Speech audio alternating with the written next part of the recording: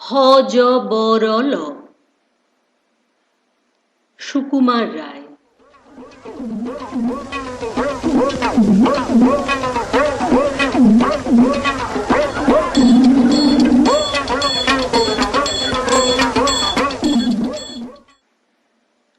বেজায় গরম। গাছতলায় দিব্যি ছায়ার মধ্যে চুপচাপ শুয়ে আছি, তবু ঘেমে অস্থির। ঘাসের উপর রুমালটা ছিল। ঘাম মুছবার জন্য যেই সেটা তুলতে গিয়েছি, অমনি রুমালটা বলল ম্যাও। কি আপদ, রুমালটা ম্যাও করে কেন? চেয়ে দেখি রুমাল তো আর রুমাল নেই, দিব্যি মোটা সোটা লাল টকটকে একটা বেড়াল গোঁফ ফুলিয়ে প্যাট প্যাট করে আমার দিকে চেয়ে আছে। আমি বললাম, কি মুশকিল, ছিল রুমাল, হয়ে গেল একটা বেড়াল। অমনি বেড়ালটা বলে উঠল, মুশকিল আবার কি, ছিল একটা ডিম, হয়ে গেল একটা প্যাঁক প্যাঁকে হাঁস। এ তো হামেশাই হচ্ছে। আমি খানিক ভেবে বললাম, তাহলে তোমায় এখন কি বলে ডাকবো? তুমি তো সত্যিকারের বেড়াল নও, আসলে তুমি হচ্ছ রুমাল।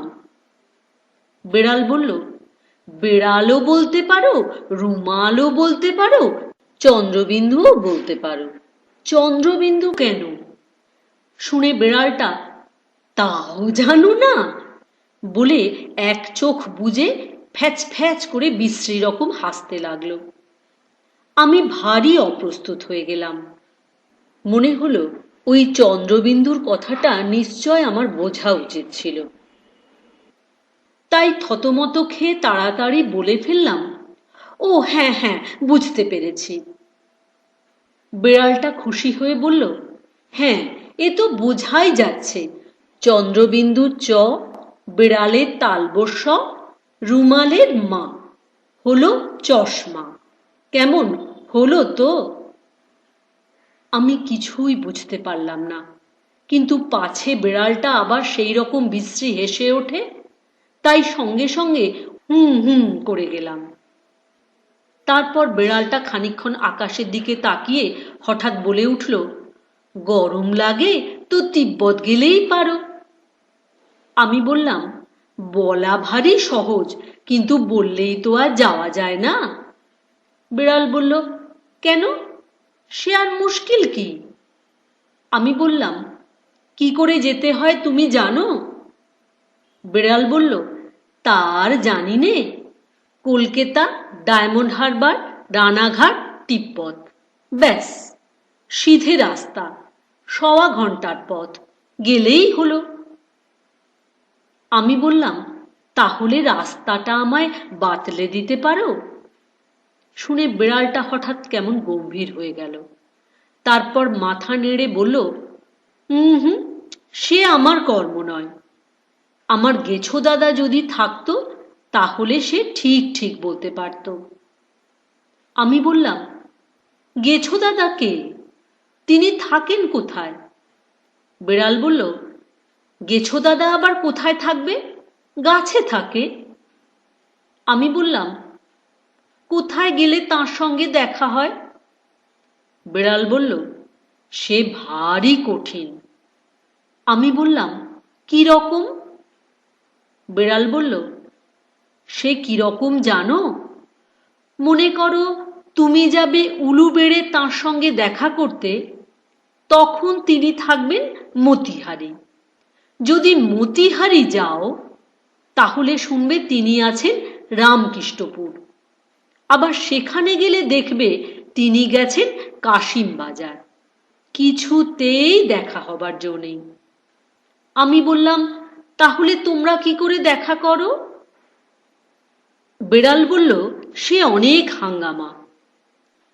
আগে হিসেব করে দেখতে হবে দাদা কোথায় কোথায় নেই, তারপর হিসেব করে দেখতে হবে দাদা কোথায় কোথায় থাকতে পারে, তারপর দেখতে হবে দাদা এখন কোথায় আছে। তারপর দেখতে হবে সেই হিসেব মতো যখন সেখানে গিয়ে পৌঁছবে তখন দাদা কোথায় থাকবে। তারপর দেখতে হবে। আমি তাড়াতাড়ি বাধা দিয়ে বললাম, সে কিরকম হিসেব? বেড়াল বলল, সে ভারী শক্ত, দেখবে কিরকম। এই বলে সে একটা কাঠি দিয়ে ঘাসের উপর লম্বা আঁচড় কেটে বলল, এই মনে করো গেছো দাদা। বলেই খানিকক্ষণ গম্ভীর হয়ে চুপ করে বসে রইল। তারপর আবার ঠিক তেমনি একটা আঁচড় কেটে বলল, এই মনে করো তুমি। বলে আবার ঘাড় বাঁকিয়ে চুপ করে রইল। তারপর হঠাৎ আবার একটা আঁচড় কেটে বলল, এই মনে করো চন্দ্রবিন্দু। এমনি করে খানিকক্ষণ কি ভাবে আর একটা করে লম্বা আঁচড় কাটে আর বলে, এই মনে করো তিব্বত। এই মনে করো গেছো বৌদি রান্না করছে। এই মনে করো গাছের গায়ে একটা ফুটো। এইরকম শুনতে শুনতে শেষটায় আমার কেমন রাগ ধরে গেল। আমি বললাম, দূর ছাই, কি সব আবোল তাবোল বকছে, একটুও ভালো লাগে না। বেড়াল বলল, আচ্ছা তাহলে একটু সহজ করে বলছি। চোখ বোঝো, আমি যা বলবো মনে মনে তার হিসেব করো। আমি চোখ বুঝলাম। চোখ বুঝেই আছি। বেড়ালের আর কোনো সাড়া শব্দ নেই। হঠাৎ কেমন সন্দেহ হলো। চোখ চেয়ে দেখি বেড়ালটা লেজ খাড়া করে বাগানের বেড়া টপকিয়ে পালাচ্ছে আর ক্রমাগত ফ্যাচ ফ্যাচ করে হাসছে। কি আর করি, গাছতলায় একটা পাথরের উপর বসে পড়লাম। বসতেই কে যেন ভাঙা ভাঙা মোটা গলায় বলে উঠল, 7 দুগুণে কত হয়? আমি ভাবলাম, ই আবার কি রে? এদিক ওদিক তাকাচ্ছি, এমন সময় আবার সেই আওয়াজ হলো, কই জবাব দিচ্ছ না যে? 7 দুগুণে কত হয়? তখন উপর দিকে তাকিয়ে দেখি একটা দাঁড়কাক স্লেট পেন্সিল দিয়ে কি যেন লিখছে আর একবার ঘাড় বাঁকিয়ে আমার দিকে তাকাচ্ছে। আমি বললাম, 7 দুগুণে 14। কাকটা অমনি দুলে দুলে মাথা নেড়ে বলল, হয়নি হয়নি, ফেল। আমার ভয়ানক রাগ হলো। বললাম, নিশ্চয় হয়েছে। 7 একে 7, 7 দুগুণে 14, 3 সাতে 21। কাকটা কিছু জবাব দিল না, খালি পেন্সিল মুখে দিয়ে খানিকক্ষণ কি যেন ভাবল। তারপর বলল, 7 দুগুণে 14 নামে 4, হাতে রইল পেন্সিল। আমি বললাম, তবে যে বলছিলে 7 দুগুণে 14 হয় না, এখন কেন?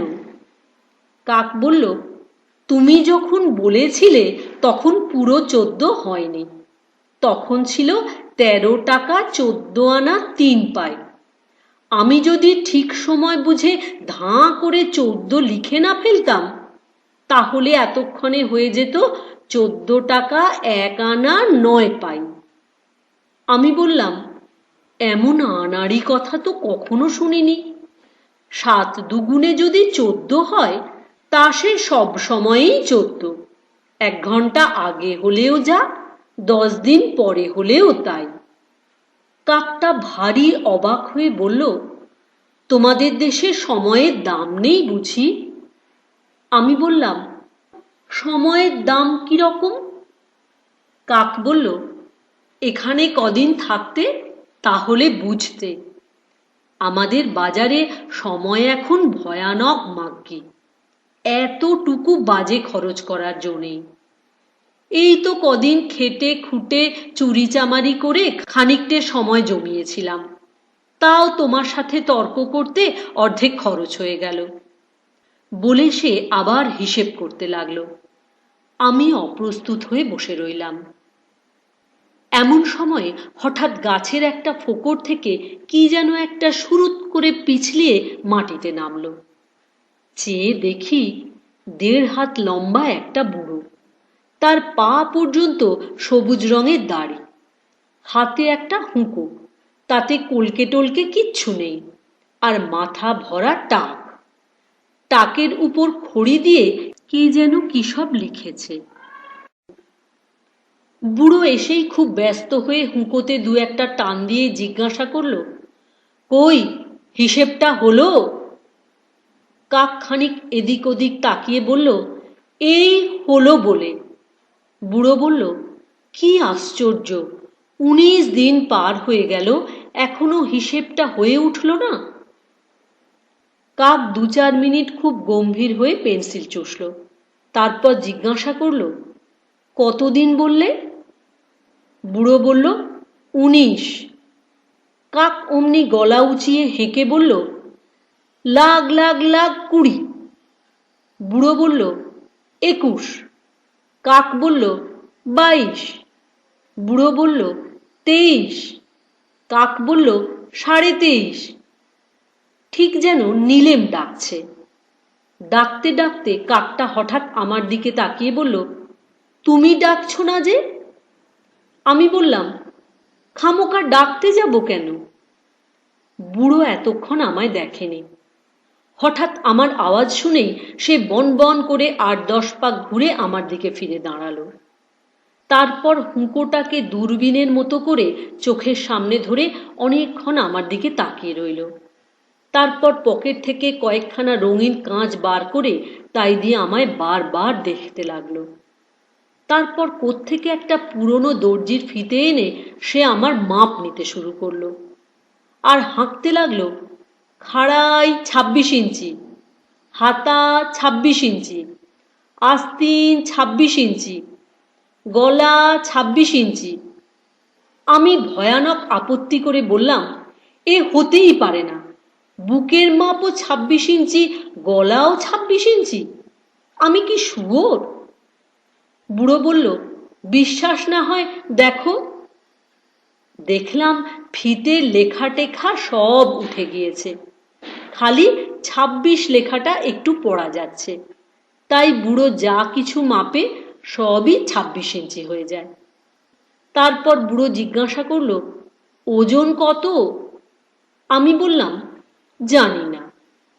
বুড়ো তার দুটো আঙুল দিয়ে আমায় একটুখানি টিপে টিপে বলল, 250। আমি বললাম, সে কি, পটলার ওজনই তো 21। সে আমার চাইতে 1.5 বছরের ছোট। কাকটা অমনি তাড়াতাড়ি বলে উঠল, সে তোমাদের হিসেব অন্যরকম। বুড়ো বলল, তাহলে লিখে নাও, ওজন 250, বয়স 37। আমি বললাম, দূর, আমার বয়স হলো 8 বছর 3 মাস, বলে কিনা 37। বুড়ো খানিকক্ষণ কি যেন ভেবে জিজ্ঞাসা করল, বাড়তি না কমতি? আমি বললাম, সে আবার কি?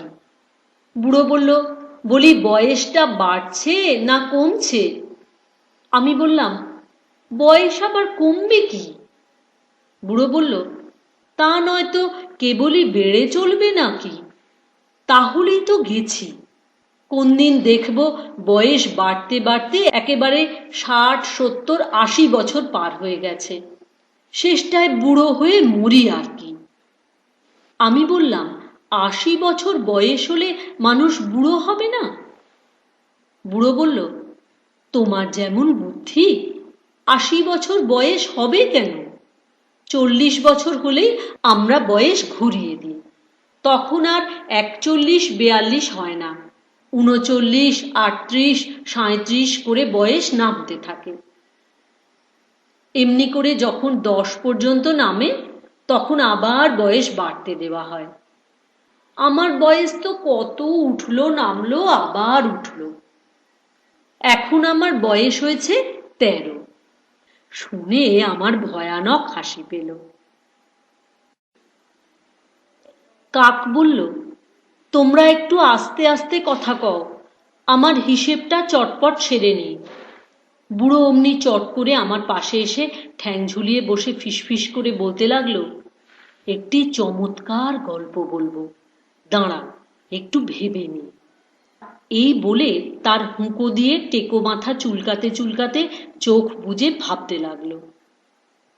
তারপর হঠাৎ বলে উঠল, হ্যাঁ, মনে হয়েছে, শোনো। তারপর এদিকে বড় মন্ত্রী তো রাজকন্যার গুলিসুতো খেয়ে ফেলেছে, কেউ কিচ্ছু জানে না। ওদিকে রাক্ষসটা করেছে কি, ঘুমুতে ঘুমুতে হাউ মাউ কাউ, মানুষের গন্ধ পাও বলে হুড়মুড় করে খাট থেকে পড়ে গিয়েছে। অমনি ঢাক ঢোল সানাই কাঁসি লোক লস্কর সেপাই পল্টন, হই হই রই রই, মার মার কাট কাট।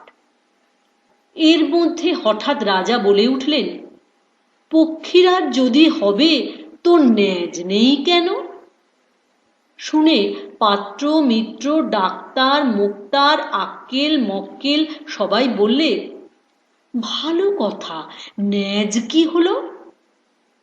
কেউ তার জবাব দিতে পারে না, সুর সুর করে পালাতে লাগলো। এমন সময় কাকটা আমার দিকে তাকিয়ে জিজ্ঞাসা করলো, বিজ্ঞাপন পেয়েছো? হ্যান্ডবিল? আমি বললাম, কই না, কিসের বিজ্ঞাপন? বলতেই কাকটা একটা কাগজের বান্ডিল থেকে একখানা ছাপানো কাগজ বের করে আমার হাতে দিল। আমি পড়ে দেখলাম তাতে লেখা রয়েছে, শ্রী শ্রী ভূষণ্ডী কাগায় নমঃ, শ্রী কাক্যেশ্বর কুচকুচে, 41 নং গেছো বাজার, কাগে আপট্টি। আমরা হিসাবি ও বেহিসাবি, খুচরা ও পাইকারি সকল প্রকার গণনার কার্য বৈজ্ঞানিক প্রক্রিয়ায় সম্পন্ন করিয়া থাকি। মূল্য 1 ইঞ্চি 1 টাকা 4 আনা। চিলড্রেন হাফ প্রাইস, অর্থাৎ শিশুদের অর্ধমূল্য। আপনার জুতার মাপ, গায়ের রং, কান কটকট করে কিনা, জীবিত কি মৃত ইত্যাদি আবশ্যকীয় বিবরণ পাঠাইলেই ফেরত ডাকে ক্যাটালগ পাঠাইয়া থাকি। সাবধান সাবধান সাবধান। আমরা সনাতন বায়সবংশীয় দাঁড়ি কুলিন, অর্থাৎ দাঁড় কাক। আজকাল নানা শ্রেণীর পাতিকাক, হেঁড়ে কাক, রামকাক প্রভৃতি নিজ শ্রেণীর কাকেরাও অর্থলোভে নানারূপ ব্যবসা চালাইতেছে। সাবধান, তাহাদের বিজ্ঞাপনের চটক দেখিয়া প্রতারিত হইবেন না। কাক বলল, কেমন হয়েছে? আমি বললাম, সবটা তো ভালো করে বোঝা গেল না। কাক গম্ভীর হয়ে বলল, হ্যাঁ, ভারী শক্ত, সকলে বুঝতে পারে না। একবার এক খদ্দের এসেছিল, তার ছিল টেকো মাথা। এই কথা বলতেই বুড়ো মাত মাত করে তেড়ে উঠে বলল, দেখ, ফের যদি টেকো মাথা বলবি তো হুঁকো দিয়ে মেরে তোর স্লেট ফাটিয়ে দেব। কাক একটু থতমত খেয়ে কি যেন ভাবল, তারপর বলল, টেকো নয়, টেপো মাথা, যে মাথা টিপে টিপে টোল খেয়ে গিয়েছে। বুড়ো তাতেও ঠান্ডা হলো না, বসে বসে গজগজ করতে লাগলো। তাই দেখে কাক বলল, হিসেবটা দেখবে নাকি? বুড়ো একটু নরম হয়ে বলল, হয়ে গেছে, কই দেখি। কাক অমনি, এই দেখো বলে তার স্লেটখানা ঠকাস করে বুড়োর টাকের উপর ফেলে দিল। বুড়ো তৎক্ষণাৎ মাথায় হাত দিয়ে বসে পড়ল আর ছোট ছেলেদের মতো ঠোঁট ফুলিয়ে, ও মা, ও পিসি, ও শিবুদা বলে হাত পা ছুঁড়ে কাঁদতে লাগলো। কাকটা খানিকক্ষণ অবাক হয়ে তাকিয়ে বলল, লাগলো নাকি? 60 বুড়ো অমনি কান্না থামিয়ে বলল, 61, 62, 64। কাক বলল, 65।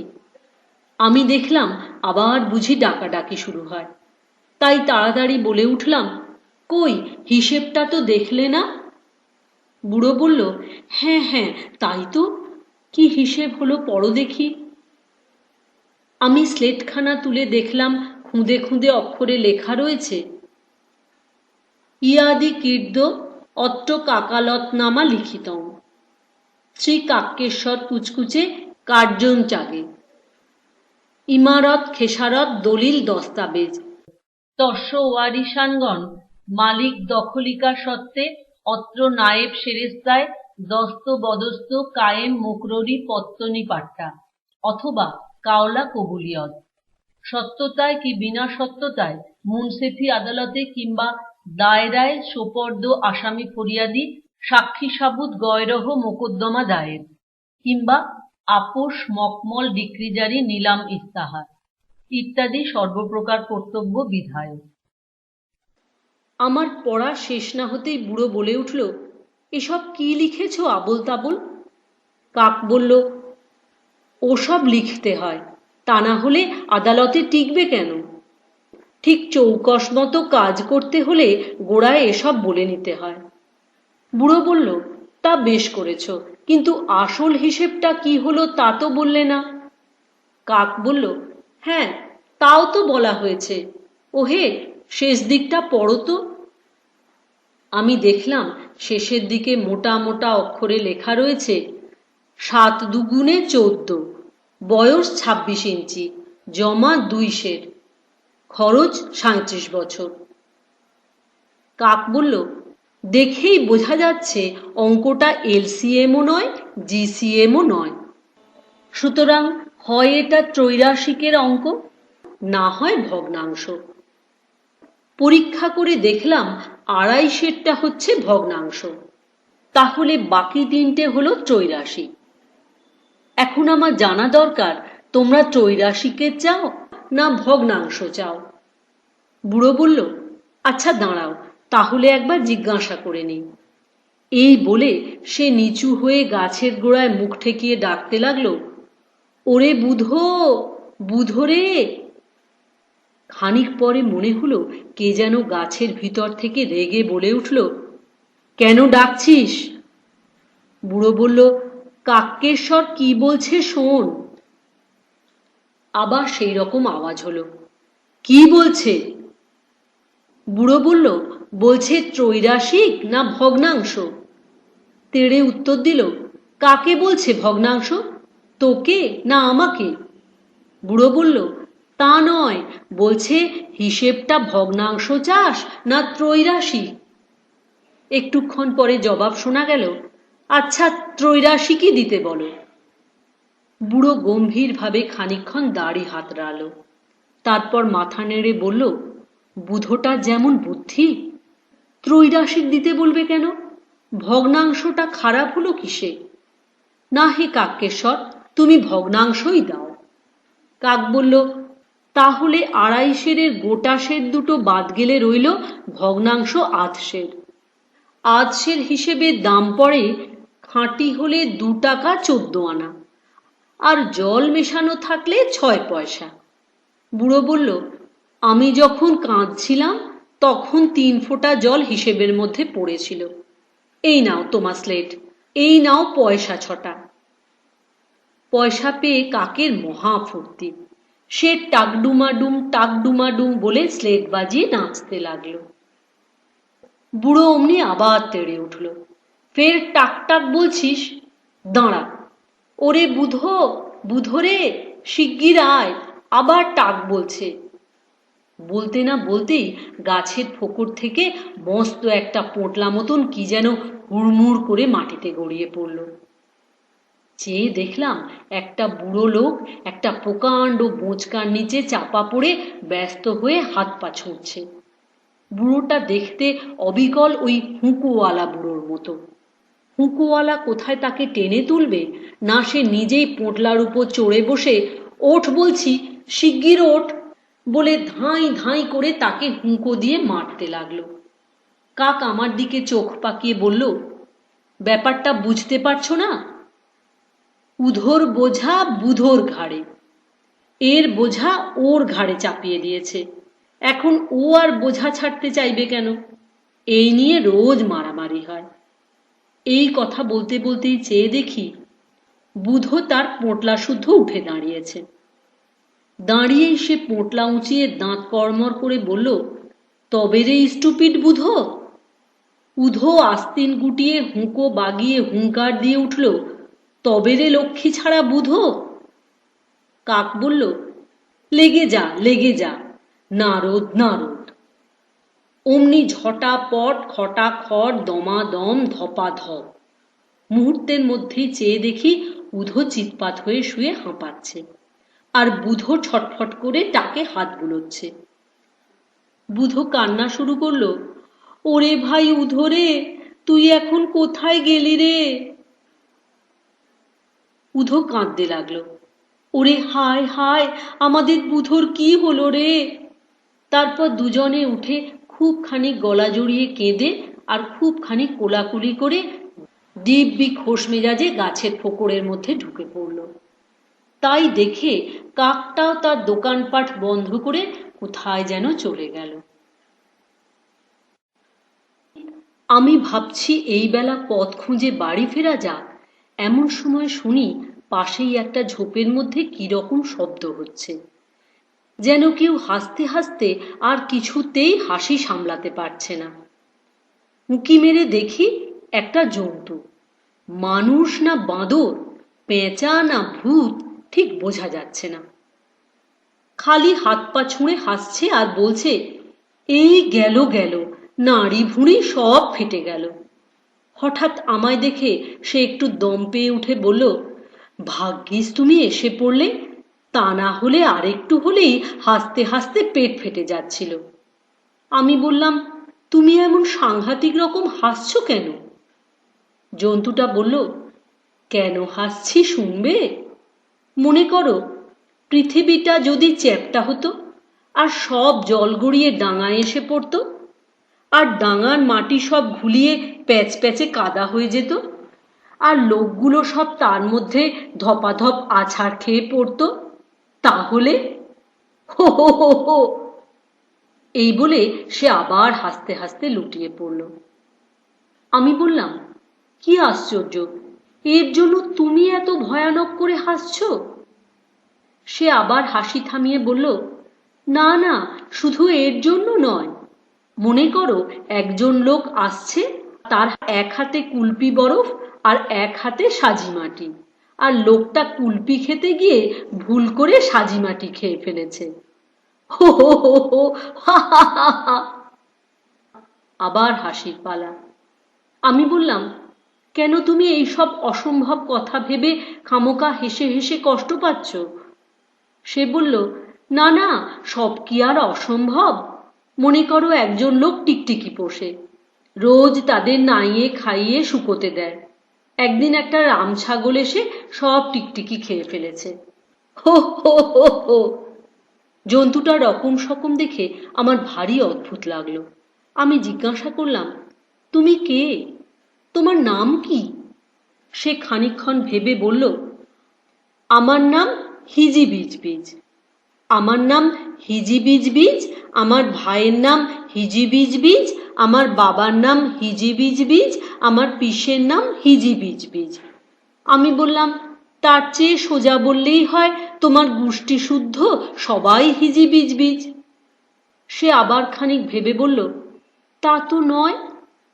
আমার নাম তকাই, আমার মামার নাম তকাই, আমার খুড়োর নাম তকাই, আমার মেসোর নাম তকাই, আমার শ্বশুরের নাম তকাই। আমি ধমক দিয়ে বললাম, সত্যি বলছো না বানিয়ে? জন্তুটা কেমন থতমত খেয়ে বলল, না না, আমার শ্বশুরের নাম বিস্কুট। আমার ভয়ানক রাগ হলো। তেড়ে বললাম, একটা কথাও বিশ্বাস করি না। অমনি কথা নেই বার্তা নেই, ঝোপের আড়াল থেকে একটা মস্ত দাড়িওয়ালা ছাগল হঠাৎ উঁকি মেরে জিজ্ঞাসা করল, আমার কথা হচ্ছে বুঝি? আমি বলতে যাচ্ছিলাম না, কিন্তু কিছু না বলতেই তরতর করে সে বলে যেতে লাগলো, তা তোমরা যতই তর্ক করো, এমন অনেক জিনিস আছে যা ছাগলে খায় না, তাই আমি একটা বক্তৃতা দিতে চাই। তার বিষয় হচ্ছে ছাগলে কি না খায়। এই বলে সে হঠাৎ এগিয়ে এসে বক্তৃতা আরম্ভ করল।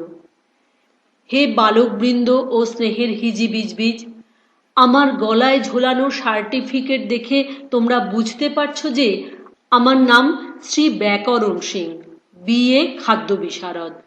আমি খুব চমৎকার ব্যয় করতে পারি, তাই আমার নাম ব্যাকরণ। আর সিং তো দেখতেই পাচ্ছ, ইংরাজিতে লিখবার সময় লিখি বিএ, অর্থাৎ ব্যয়। কোন কোন জিনিস খাওয়া যায় আর কোন কোনটা খাওয়া যায় না তা আমি নিজে সব পরীক্ষা করে দেখেছি। তাই আমার উপাধি হচ্ছে খাদ্য বিশারদ। তোমরা যে বলো পাগলে কিনা বলে ছাগলে কিনা খায়, এটা অত্যন্ত অন্যায়। এই তো একটু আগে ওই হতভাগাটা বলছিল যে রাম ছাগলে টিকটিকি খায়। এটা এক্কেবারে সম্পূর্ণ মিথ্যা কথা। আমি অনেক রকম টিকটিকি চেটে দেখেছি, ওতে খাবার মতো কিচ্ছু নেই। অবশ্যই আমরা মাঝে মাঝে এমন অনেক জিনিস খাই যা তোমরা খাও না, যেমন খাবারের ঠোঙা কিংবা নারকেলের ছোবড়া কিংবা খবরের কাগজ কিংবা সন্দেশের মতো ভালো ভালো মাসিক পত্রিকা। কিন্তু তা বলে মজবুত বাঁধানো বই আমরা কখনো খাই না। আমরা কচ্চিৎ কখনো লেপ কম্বল কিংবা তোশক বালিশ এসব একটু আধটু খাই বটে, কিন্তু যারা বলে আমরা খাট পালং কিংবা টেবিল চেয়ার খাই তারা ভয়ানক মিথ্যাবাদী। যখন আমাদের মনে খুব তেজ আসে তখন শখ করে অনেক রকম জিনিস আমরা চিবিয়ে কিংবা চেখে দেখি, যেমন পেন্সিল, রবার কিংবা বোতলের ছিপি কিংবা শুকনো জুতো কিংবা ক্যানভিসের ব্যাগ। শুনেছি আমার ঠাকুরদাদা একবার ফুর্তির চোটে এক সাহেবের আধখানা তাঁবু প্রায় খেয়ে শেষ করেছিলেন। কিন্তু তা বলে ছুরি কাঁচি কিংবা শিশি বোতল এসব আমরা কোনোদিন খাই না। কেউ কেউ সাবান খেতে ভালোবাসে, কিন্তু সেসব নেহাত ছোটখাটো বাজে সাবান। আমার ছোট ভাই একবার একটা আস্ত বার সোপ খেয়ে ফেলেছিল। বলি ব্যাকরণ সিং আকাশের দিকে চোখ তুলে ব্যয় ব্যয় করে ভয়ানক কাঁদতে লাগলো। তাতে বুঝতে পারলাম যে সাবান খেয়ে ভাইটির অকাল মৃত্যু হয়েছে। হিজবিজবিজটা এতক্ষণ পড়ে পড়ে ঘুমোচ্ছিল।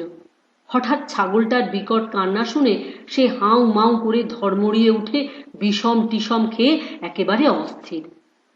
আমি ভাবলাম বোকাটা মরে বুঝি এবার, কিন্তু একটু পরেই দেখি সে আবার তেমনি হাত পা ছুঁড়ে ফ্যাক ফ্যাক করে হাসতে লেগেছে। আমি বললাম, এর মধ্যে আবার হাসবার কি হলো? সে বলল, সেই একজন লোক ছিল, সে মাঝে মাঝে এমন ভয়ঙ্কর নাক ডাকত যে সবাই তার উপরে চটা ছিল। একদিন তাদের বাড়ি বাজ পড়েছে, আর অমনি সবাই দৌড়ে তাকে দমাদম মারতে লেগেছে। হো হো হো হো। আমি বললাম, যত সব বাজে কথা। এই বলে যেই ফিরতে গেছি অমনি চেয়ে দেখি একটা ন্যাড়া মাথা কে যেন যাত্রার জুড়ির মতো চাপকান আর পায়জামা পরে হাসি হাসি মুখ করে আমার দিকে তাকিয়ে আছে। দেখে আমার গা জ্বলে গেল। আমায় ফিরতে দেখেই সে আবদার করে আহ্লাদির মতো ঘাড় বাঁকিয়ে দুহাত নেড়ে বলতে লাগলো, না ভাই না, এখন আমায় গাইতে বলো না। সত্যি বলছি, আজকে আমার গলা তেমন খুলবে না। আমি বললাম, কি আপদ, কে তোমায় গাইতে বলেছে? লোকটা এমন বেহায়া, সে তবুও আমার কানের কাছে ঘ্যান ঘ্যান করতে লাগলো। রাগ করলে? হ্যাঁ ভাই, রাগ করলে? আচ্ছা, না হয় কয়েকটা গান শুনিয়েই দিচ্ছি। রাগ করবার দরকার কি ভাই? আমি কিছু বলবার আগেই ছাগলটা আর হিজিবিজবিজটা একসঙ্গে চেঁচিয়ে উঠল, হ্যাঁ হ্যাঁ হ্যাঁ, গান হোক, গান হোক। অমনি ন্যাড়াটা তার পকেট থেকে মস্ত 2 তাড়া গানের কাগজ বের করে সেগুলো চোখের কাছে নিয়ে গুনগুন করতে করতে হঠাৎ সরু গলায় চিৎকার করে গান ধরল, লাল গানে নীল সুর, হাসি হাসি গন্ধ। ওই একটি মাত্র পদ সে একবার গাইল, দুবার গাইল, 5 বার গাইল, 10 বার গাইল। আমি বললাম, এ তো ভারী উৎপাত দেখছি, গানের কি আর কোনো পদ নেই? ন্যাড়া বলল, হ্যাঁ আছে, কিন্তু সেটা অন্য গান। সেটা হচ্ছে, অলি গলি চলি রাম, ফুটপাতে ধুমধাম, কালি দিয়ে চুনকাম। সে গান আজকাল আমি গাই না। আরেকটা গান আছে, নৈনিতালে নতুন আলু।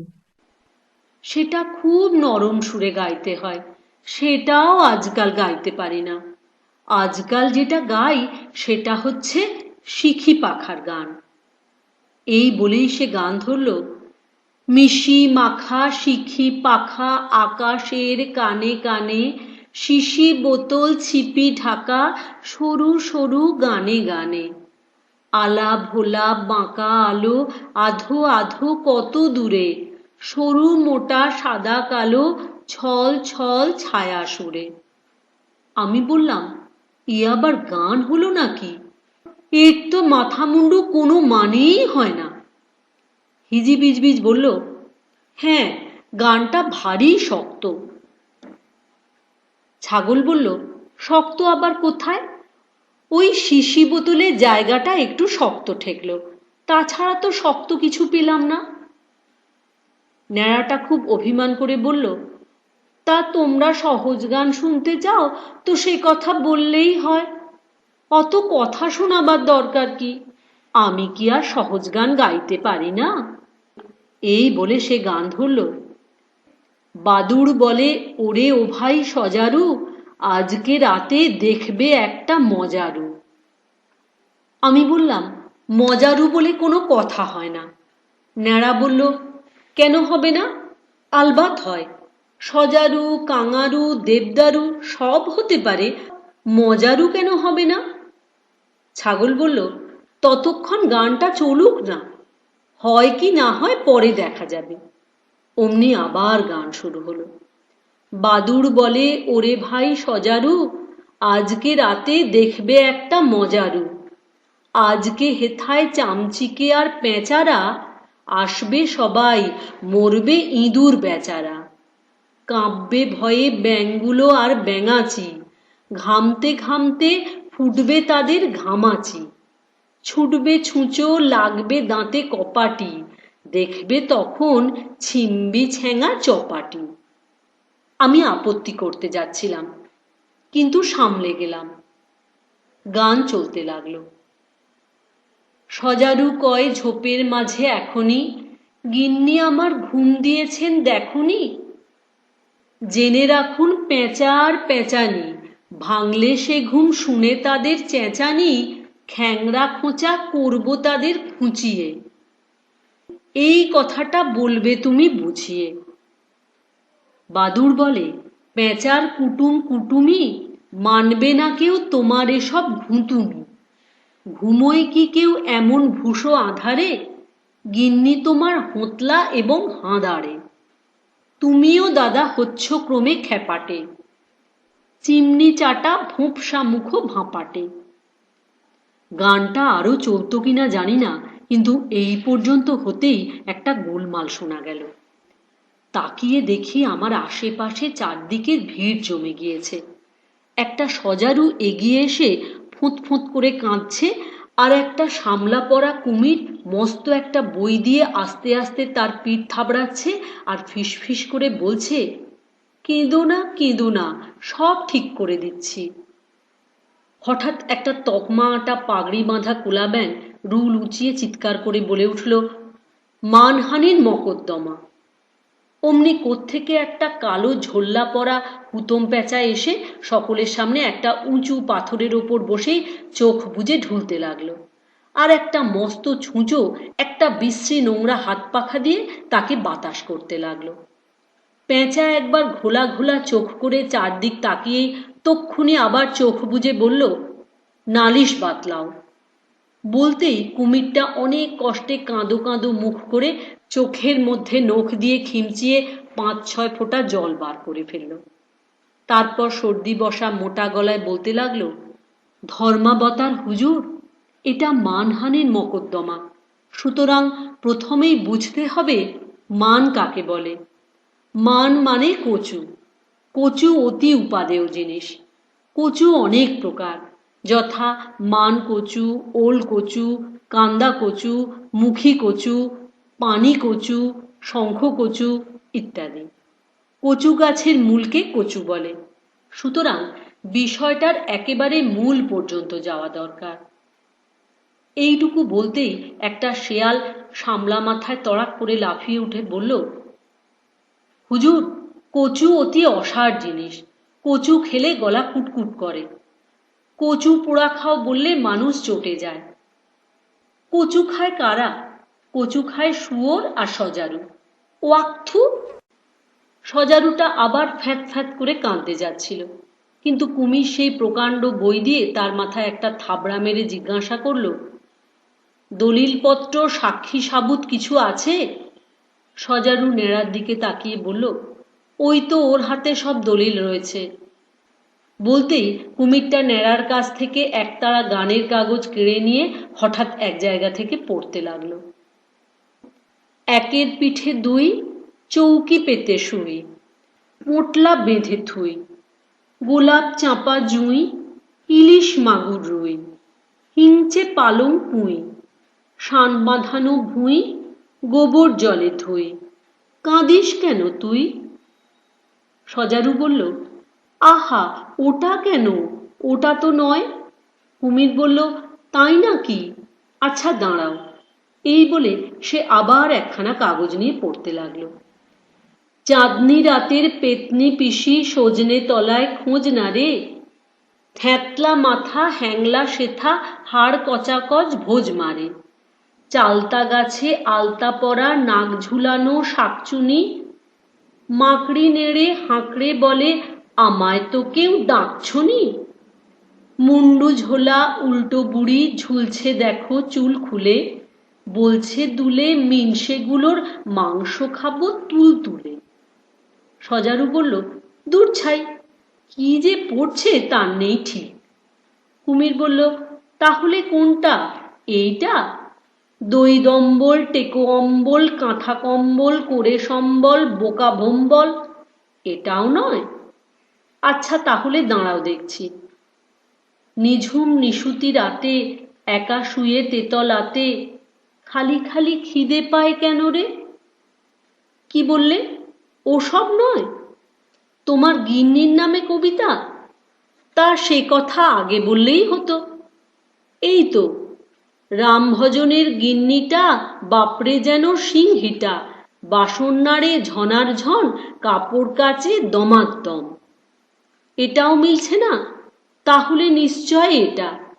খুসখুসে কাশি, ঘুষঘুষে জ্বর, ফুসফুসে ছ্যাঁদা, বুড়ো তুই মর, মাঝরাতে ব্যথা, পাঁচরাতে বাত, আজ রাতে বুড়ো, হবি কুপোকাত। সজারুটা ভয়ানক কাঁদতে লাগলো। হায় হায়, আমার পয়সাগুলো সব জলে গেল। কোথাকার এক আহাম্মক উকিল, দলিল দিলে খুঁজে পায় না। ন্যাড়াটা এতক্ষণ আড়ষ্ট হয়েছিল। সে হঠাৎ বলে উঠল, কোনটা শুনতে চাও? সেই যে বাদুড় বলে, ওরে ও ভাই সজারু, সেইটে? সজারু ব্যস্ত হয়ে বলল, হ্যাঁ হ্যাঁ, সেইটে সেইটে। অমনি শেয়াল আবার তেড়ে উঠল, বাদুড় কি বলে? হুজুর, তাহলে বাদুড় গোপালকে সাক্ষী মানতে আজ্ঞা হোক। কোলা ব্যাঙ গাল গলা ফুলিয়ে হেঁকে বলল, বাদুড় গোপাল হাজির। সবাই এদিক ওদিক তাকিয়ে দেখল, কোথাও বাদুড় নেই। তখন শেয়াল বলল, তাহলে হুজুর ওদের সকলের ফাঁসির হুকুম হোক। কুমির বলল, তা কেন? এখন আমরা আপিল করব?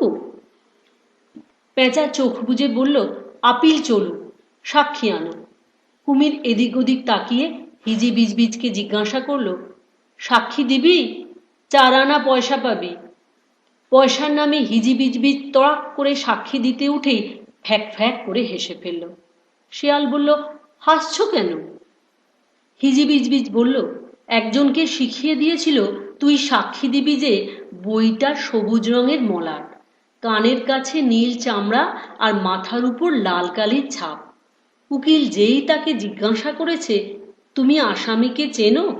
অমনি সে বলে উঠছে, আজ্ঞে হ্যাঁ, সবুজ রঙের মলাট, কানের কাছে নীল চামড়া আর মাথার উপর লাল কালির ছোপ।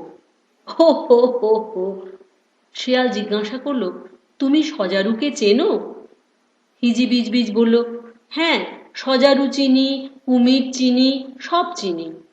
সজারু গর্তে থাকে, তার গায়ে লম্বা লম্বা কাঁটা, আর কুমিরের গায়ে চাকা চাকা ঢিপির মতো। তারা ছাগল টাগল ধরে খায়।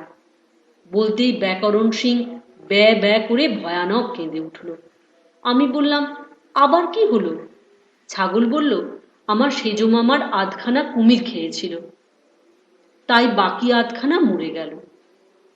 আমি বললাম, গেল তো গেল, আপদ গেল, তুমি এখন চুপ করো। শেয়াল জিজ্ঞাসা করল, তুমি মকদ্দমার বিষয়ে কিছু জানো? হিজিবিজবিজ বলল, তার জানি নে। একজন নালিশ করে, আর একজন উকিল থাকে, আর একজনকে আসাম থেকে নিয়ে আসে, তাকে বলে আসামি। তারও একজন উকিল থাকে। একদিকে 10 জন করে সাক্ষী থাকে, আর একজন জজ থাকে, সে বসে বসে ঘুমোয়। পেঁচা বলল, কখনো আমি ঘুমোচ্ছি না, আমার চোখে ব্যারাম আছে, তাই চোখ বুজে আছি। হিজিবিজবিজ বলল, আরো অনেক জজ দেখেছি, তাদের সকলেরই চোখে ব্যারাম। বলেই সে ফ্যাক ফ্যাক করে ভয়ানক হাসতে লাগলো। শেয়াল বলল, আবার কি হলো? হিজিবিজবিজ বলল, একজনের মাথায় ব্যারাম ছিল, সে সব জিনিসের নামকরণ করত। তার জুতোর নাম ছিল অবিমৃষ্যকারিতা, তার ছাতার নাম ছিল প্রত্যুৎপন্নমতিত্ব, তার গাড়ুর নাম ছিল পরম কল্যাণ বরেশু। কিন্তু যেই তার বাড়ির নাম দিয়েছে কিংকর্তব্য বিমূঢ়, অমনি ভূমিকম্প হয়ে বাড়িটারি সব পড়ে গিয়েছে। হো হো হো হো। শেয়াল বলল, বটে, তোমার নাম কি শুনি? সে বলল, এখন আমার নাম হিজিবিজবিজ। শেয়াল বলল, নামের আবার এখন তখন কি? হিজিবিজবিজ বলল, তাও জানো না? সকালে আমার থাকে আলু নারকোল, আর একটু বিকেল হলেই আমার নাম হয়ে যাবে রামতারু। শেয়াল বলল, নিবাস কোথায়? হিজিবিজবিজ বলল, কার কথা বলছো? শ্রীনিবাস? শ্রীনিবাস দেশে চলে গিয়েছে। অমনি ভিড়ের মধ্যে থেকে উধো আর বুধো একসঙ্গে চেঁচিয়ে উঠল, তাহলে শ্রীনিবাস নিশ্চয় মরে গিয়েছে। উধো বলল, দেশে গেলেই লোকেরা সব হুস হুস করে মরে যায়। বুধো বলল, হাবুলের কাকা যেই দেশে গেল অমনি শুনি সে মরে গিয়েছে। শেয়াল বলল, আহ, সবাই মিলে কথা বলো না, ভারী গোলমাল হচ্ছে। শুনে উধো বুধোকে বলল, ফের সবাই মিলে কথা বলবি তো তোকে মারতে মারতে সাবার করে ফেলবো। বুধো বলল, আবার যদি গোলমাল করিস তাহলে তোকে ধরে একেবারে পোঁটলা পেটা করে দেব। শেয়াল বলল, হুজুর, এরা সব পাগল আর আহাম্মক, এদের সাক্ষীর কোনো মূল্য নেই। শুনে কুমির রেগে লেজ আছড়িয়ে বলল, কে বলে মূল্য নেই? দস্তুর মতো 4 আনা পয়সা খরচ করে সাক্ষী দেওয়ানো হচ্ছে। বলেই সে তক্ষুনি ঠক ঠক করে 16টা পয়সা গুনে হিজবিজবিজের হাতে দিয়ে দিল। অমনি কে যেন ওপর থেকে বলে উঠল, 1 নং সাক্ষী, নগদ হিসাব, মূল্য 4 আনা। চেয়ে দেখলাম কাক্যেশ্বর বসে বসে হিসাব লিখছে। শিয়াল আবার জিজ্ঞাসা করল, তুমি এ বিষয়ে আর কিছু জানো কি না? হিজিবিজবিজ খানিক ভেবে বলল, শেয়ালের বিষয়ে একটা গান আছে, সেইটা জানি। শেয়াল বলল, কি গান শুনি? হিজিবিজবিজ সুর করে বলতে লাগলো, আয় আয় আয় শেয়ালে বেগুন খায়, তারা তেল আর নুন কোথায় পায়। বলতেই শেয়াল ভয়ানক ব্যস্ত হয়ে উঠল। থাক থাক, সে অন্য শেয়ালের কথা, তোমার সাক্ষী দেওয়া শেষ হয়ে গিয়েছে। এদিকে হয়েছে কি, সাক্ষীরা পয়সা পাচ্ছে দেখে সাক্ষী দেবার জন্য ভয়ানক হুড়োহুড়ি লেগে গিয়েছে। সবাই মিলে ঠেলাঠেলি করছে। এমন সময় হঠাৎ দেখি কাক্যেশ্বর ঝুপ করে গাছ থেকে নেমে এসে সাক্ষীর জায়গায় বসে সাক্ষী দিতে আরম্ভ করেছে। কেউ কিছু জিজ্ঞাসা করবার আগেই সে বলতে আরম্ভ করল, শ্রী শ্রী ভূষণ্ডী কাগায় নমঃ, শ্রী কাক্যেশ্বর কুচকুচে, 41 নং গেছো বাজার, কাগেয়াপট্টি। আমরা হিসাবি ও বেহিসাবি, খুচরা পাইকিরি সকল প্রকার গণনার কার্য। শেয়াল বলল, বাজে কথা বলো না, যা জিজ্ঞাসা করছি তার জবাব দাও। কি নাম তোমার? কাক বলল, কি আপদ, তাই তো বলছিলাম, শ্রী কাক্যেশ্বর কুচকুচে। শেয়াল বলল, নিবাস কোথায়? কাক বলল, বললাম যে কাগিয়াপট্টি। শেয়াল বলল, সে এখান থেকে কত দূর? কাক বলল, তা বলা ভারী শক্ত। ঘন্টা হিসেবে 4 আনা, মাইল হিসাবে 10 পয়সা, নগদ দিলে 2 পয়সা কম, যোগ করলে 10 আনা, বিয়োগ করলে 3 আনা, ভাগ করলে 7 পয়সা, গুণ করলে 21 টাকা। শেয়াল বলল, আর বিদ্যে জাহির করতে হবে না। জিজ্ঞাসা করি, তোমার বাড়ি যাওয়ার পথটা চেনো তো? কাক বলল, তার চিনি নে, এই তো সামনেই সোজা পথ দেখা যাচ্ছে। শেয়াল বলল, এ পথ কত দূর গিয়েছে? কাক বলল, পথ আবার যাবে কোথায়? যেখানকার পথ সেখানেই আছে। পথ কি আবার এদিক ওদিক চড়ে বেড়ায়, না দার্জিলিংয়ে হাওয়া খেতে যায়? শেয়াল বলল, তুমি তো ভারী বেয়াদব হে। বলি, সাক্ষী দিতে যে এছ, মোকদ্দমার কথা কি জানো? কাক বলল, খুব যা হোক, এতক্ষণ বসে বসে হিসেব করলো কে? যা কিছু জানতে চাও আমার কাছে পাবে। এই তো প্রথমেই মান কাকে বলে? মান মানে কচুরি।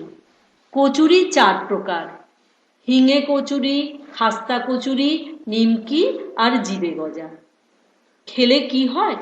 খেলে শেয়ালদের গলা কুটকুট করে, কিন্তু কাগেদের করে না। তারপর একজন সাক্ষী ছিল, নগদ মূল্য 4 আনা। সে আসামে থাকত, তার কানের চামড়া নীল হয়ে গেল, তাকে বলে কালাজ্বর। তারপর একজন লোক ছিল, সে সকলের নামকরণ করত। শেয়ালকে বলতো তেলচোরা, কুমিরকে বলতো অষ্টাবক্র, পেঁচাকে বলতো বিভীষণ।